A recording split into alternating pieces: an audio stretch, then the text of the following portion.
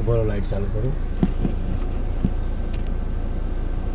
આવી ગયો તું હેલ ને હવે દેખાય જ છે એની પાછળનું પલટાવો. બેવ આવી ગયું.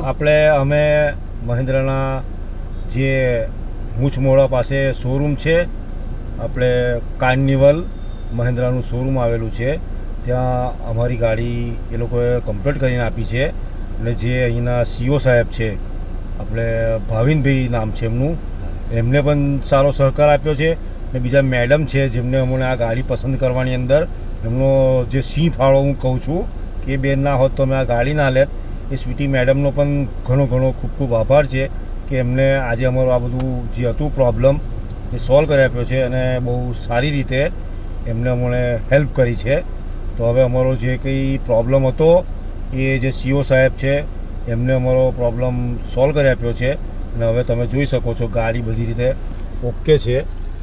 જે મારે એલેક્ઝાનો પ્રોબ્લેમ હતો એ પણ કમ્પ્લીટ થઈ ગયો છે. એલ્ટ્રોનેક્સનો જે પ્રોબ્લેમ હતો એ પણ કમ્પ્લીટ થઈ ગયો છે.